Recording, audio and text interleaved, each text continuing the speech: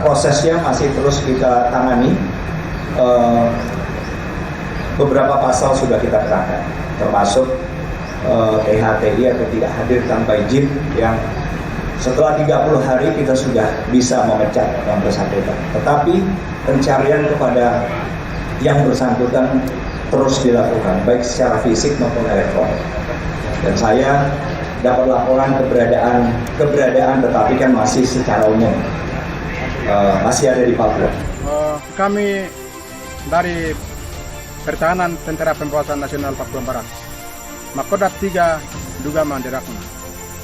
Yang kemarin itu tentara Indonesia, mereka dari Kabupaten Duga ikut jalan Tranis Papua. Kami dari Pertahanan kejar mereka sampai ketemu di jalan Tranis Papua. Tempat titiknya. Tentunya pemerintah sudah memikirkan yang terbaik, dan yang saya hanya sebagai warga negara yang bertanggung jawab, saya hanya ingin menyampaikan bahwa saya menghimbau semua unsur untuk selalu sejuk, tenang, semua dibahas dengan kepala dingin. Tetapi kita juga tidak ragu-ragu untuk menjaga kedaulatan bangsa kita.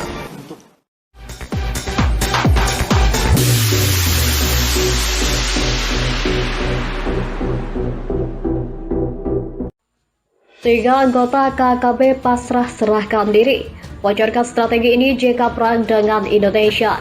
TNI Polri terlibat kontrak dengan KKB di Kampung Kima, Distrik Ilaga, Kabupaten Puncak, Papua, Kamis 10 Juni 2021. Tiga anggota KKB pasrah serahkan diri bocorkan strategi ini jika perang dengan Indonesia. Pemerintah Indonesia telah memberikan label teroris terhadap kelompok kriminal bersenjata Papua dan diperintahkan untuk diburu. Adapun selama ini KKB Papua dianggap sebagai kelompok teror yang meresahkan. Sejumlah pasukan khusus sudah dikerahkan untuk menangkap KKB Papua, termasuk pasukan setan dan pasukan macan kumbang. Selain itu, Kesatgas Manangkawi terus memburu KKB Papua untuk mempersempit ruang gerak kelompok kriminal bersenjata Papua di bawah pimpinan Lekagak Talangin. Tiga anak buah Lekagak Talangin sudah ada yang menyerahkan diri. Selain itu, ketiga anggota KKB Papua itu kemudian membocorkan strategi perang mereka. Dikatakan tiga orang tersebut berinisial YAW 34 tahun, MM 17, dan OM 41 tahun. Mereka menyerahkan diri kepada aparat TNI Satgas Yonif 715 atau MLT. Kemudian setelah dibekuk TNI Polri, ketiga anggota KKB Papua ini dibocorkan rencana mereka untuk berperang dengan Indonesia. Kelompoknya disebut sudah menyusun rencana melawan TNI Polri dan untuk bertahan hidup. Pemimpin mereka Lekagak Talangin membaginya kelompoknya dengan tugas-tugas berbeda. Menurut Kapten Kogab Wihang, 3 Kolonel CZI IGN Suristiawa menjelaskan, berdasarkan pengakuan dari ketiganya, mereka memiliki tugas masing-masing untuk menyukseskan strategi mereka. Misalnya YAW masuk dalam kelompok penyerangan, pernah terlibat dalam perang di Tambagapura tahun 2017 sampai 2019. Ia bertugas sebagai pemantau aparat keamanan yang akan masuk ke wilayah Kampung Tigoloba. Kemudian MM sebagai pencari logistik dan dana dari masyarakat. Sedangkan OM sebagai pendamping YAW dan MM yang melaksanakan tugasnya.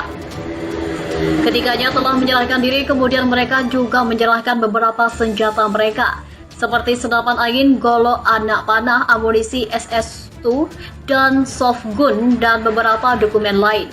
Saat ini ketiga anggota KKB dan barang bukti sudah diserahkan ke Satgas Manangkawi Polri untuk pemeriksaan dan proses selanjut, katanya. Sejauh ini KKB Papua sudah terlibat baku tembak dengan aparat TNI Polri.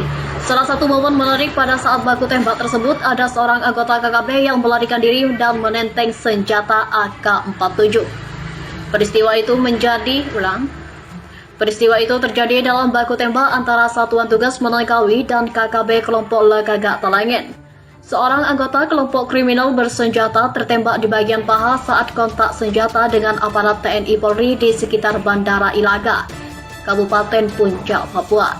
Dijelaskan Kasatgas Humas Operasi Manalikawi Kombes Pol Iqbal Al-Qudusi menjelaskan kontak senjata Satgas Manalikawi dengan KKB terjadi pukul 17.04 waktu Indonesia Timur, Senin 7 Juni 2021.